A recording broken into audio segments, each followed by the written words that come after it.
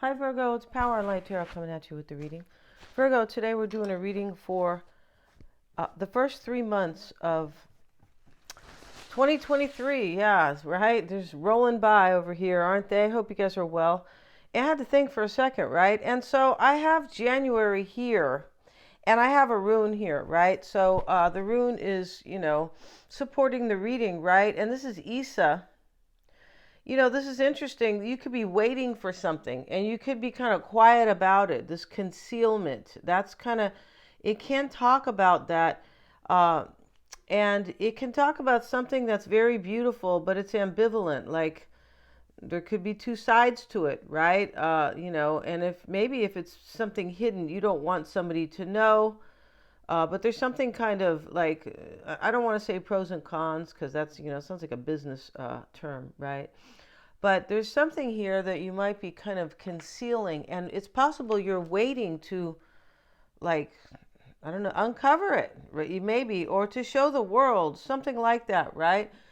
This talks about your clairvoyance. Yeah, you're looking into the future here because here is the Hermit as your first card, Virgo. And here you are placing the star into the lantern, right? And the snake is here as well. So this is some type of insight about your future and maybe shedding a new skin. There's something you want and there's something you want to leave behind here. It does look like that. And here you are stepping into the chariot to take control of the situation or to go on this journey. And this is going to be January, right? Here's the Seven of Swords with it. So there could be some type of deception, right? Or, it doesn't always have to be deception. It's like maybe you don't want somebody to know your plans, all right? So, I mean, maybe you are deceiving somebody, but this is for your journey. So, this isn't about, oh, you've been deceiving and thieving. No, it's not about that, right? No. And here's the Seven of Swords, typically about deception. But he's putting his swords in a row here. He's got them in this kind of sawhorse. I don't know if you guys know what a sawhorse is. He's at the, somebody said he's not at the circus, but I mean, if you look behind him in this deck, he's definitely here. This could be the kingdom. It could be because back in those days, they had a lot of tents, right? Especially like in places like the Middle East, right? So, that might be the kingdom. In the back here are these horses coming, like these men come. They look like they're coming. Oh no, they're burning something. They're sitting there and there's a fire there, but like a campfire. But it's almost like you're organizing here something, right? Waiting patiently, far-sighted, strong-willed, self-controlled, pure intent. Yeah, there's something you want. Isa teaches us to accept the status quo. And so, that is a very general term. You just want to accept something. It doesn't have to be like the exact status quo, like what your neighbors are doing. Oh, I'm going to do that. No, this is not the time to act or to give in to your impulses. This is also about ice, something that is like it's still or it's frozen because you're waiting to thaw it out, or, it's kind of not a good way to put it, but I feel like you guys get me, right? Yeah. What we must do is to try and perceive the situation and to understand it from all signs. Isa is the rune of lucid distancing from the group. Interesting. Only with a clear-sighted thought, like a piece of ice, will we be able to face up to events. Yeah, there's some clear vision here because here you are placing the star into the lantern. We must put emotions aside and throw ourselves without fear into the high, cold spheres of abstract thought. Yeah, and we will return from our voyage lighter and wiser. Yeah, once we do something without any fear. Isa also talks about embracing your open attitude. Yeah. The danger of this rune lies in an excessive rigidity. Yeah, in other words, don't be stubborn. There's a little bit of courage that is needed here, but I feel like you already have this kind of planned out looking at these cards. So that's going to be for January. Let's look at February. Let's see what we have for February. And let's get a Moonology card because these talk about cycles, and this will be for January through March, right? I mean, just January. Sorry, you guys. See what we got for Virgo for January. Let's see what we have for January. For January for Virgo, this card. And we have a win-win outcast is forecast. You see that? Very cool. And that's why the Chariot is taking his uh, basically courage, right? He's using his free will to get into the Chariot. You have your vision. And this is the full moon in Libra. So this could be about justice for yourself. It can be about balance, bringing balance to your life through this thing that you're kind of, I feel like you're kind of waiting on it. And it is a win-win. But this is usually about bringing harmony because of Libra, or it's a partnership. Yeah. So this is a cool reading. Let's see what we have, Virgo, for February. Show me the energy for Virgo for February, please. For February. For February. And we have the Knight of Wands reversed, Virgo. Let's see what else we have for Virgo, please. And we have the Six of Cups. There's somebody in your past that's showing up here in February, Virgo. And this could be the thing that you're waiting on here, possibly. Let's see what else we have for Virgo. For Virgo. For Virgo, please. The Hierophant's reversed. You look like you're leaving a marriage, in my opinion, here. Right underneath the Seven of Swords. You look like you want to. You look like you don't believe in something here anymore. And whatever you're planning here is the opposite of it. Like you see here for January, right? This could be your energy now. I'm just saying sometimes, this is for next year. But sometimes if the energy is so heavy right now, it could be now as well. So you guys will know if you're thinking of, right? You'll know. But, we have the Knight of Wands reversed. There could be, a fire sign here. I feel like this Knight of Wands reverse, sometimes this talks about rebelliousness. And I feel like you are rebelling against something that you, like a marriage or something, some type of structure that you're in. It could be corporate, right? It could be the Hierophant reversed. Any type of major institution, right?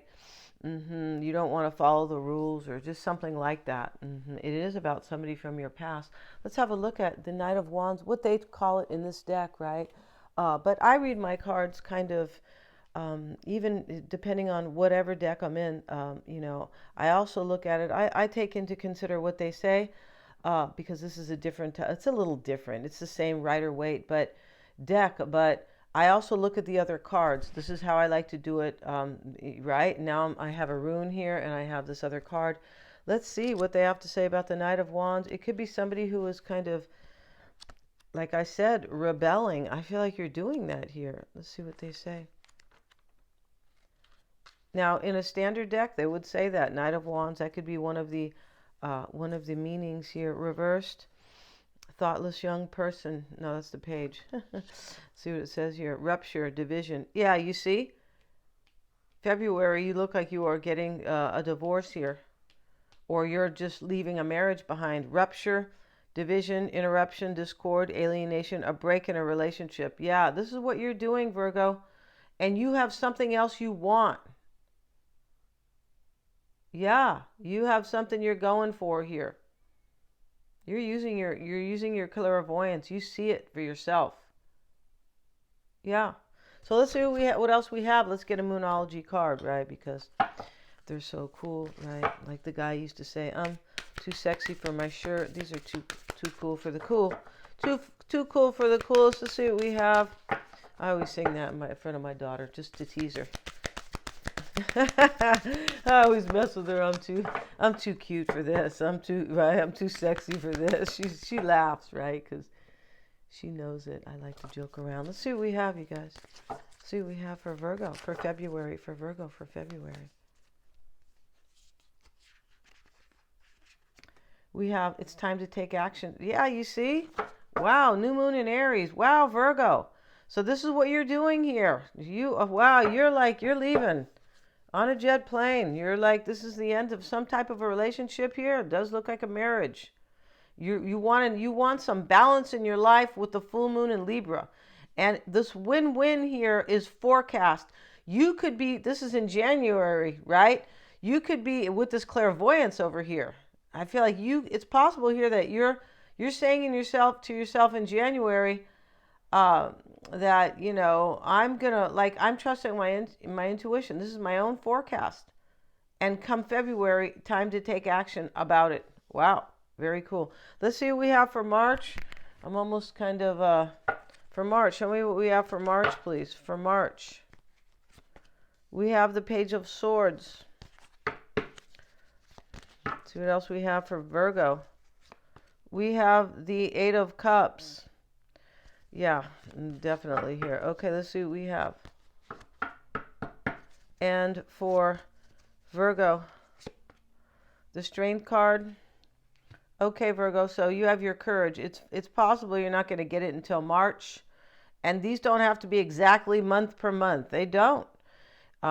You know, as I said, maybe this is you right now, but you have the courage here. You're abandoning something right here. You're abandoning a relationship. And it's for somebody from your past. It's for somebody from your past, it looks like. Because if you're abandoning a relationship, that's, you know, that person is going to become your past. But this is about you want to go towards somebody from your past. You might be wondering here if somebody will take you back, if they will have the courage. This person you want to move toward. Because you already have the courage here, but here's the Strength card showing up down here. Let's see what else we have for Virgo. For Virgo. Yeah, this Eight of Cups is abandonment. We usually see it as somebody who is, let me move the cards for you. Sorry, the camera for you guys. It's usually somebody who is, it's usually somebody walking away. And in this card, in this deck, they get real, you know, real direct. This is abandonment. So the Page of Swords is here. I feel like you are wondering if somebody else will have courage to take you back. Maybe you had abandoned them in the past. But definitely, this is a paradigm shift, like, or you've been thinking this, but this is what you want for next year, early next year. Let's see what else we have for Virgo. And luck is on your side. The new moon in Sagittarius. We are in the new moon of Sagittarius right now. So it's possible here that all this is going on now, Virgo, but this is luck is on your side. This is expansion. This is taking a chance because, you know, and luck is on your side because Jupiter rules Sagittarius. This is the planet of good luck, the wheel of fortune, destiny, fate. Taking chances, spinning the wheel. You're doing this. And you have good luck, Virgo. You really do. Wow. So let's get one more card here for Virgo. Let's see what we have for Virgo for next year. Let's see for the first 3 months. We'll just get one of these cards here. Let's see what we have. I want to use these angel cards. Angels. Let's see what they say here for Virgo. For Virgo for next year. For the first 3 months for Virgo, please. For the first 3 months for Virgo. For the first 3 months for Virgo. And we have within the next few months. Can you believe this? Wow. Yes, believe it. Believe it. You're doing this, Virgo. Good luck. God bless. Because this is going to set you free. It really feels like you're going to be set free in a couple ways. Set free, like, you know, literally from a union that you no longer want. But I feel like it's also, it's going to set your spirit free. Yeah, thank you so much, Virgo, for watching. God bless you guys. Please remember to like, share, and subscribe.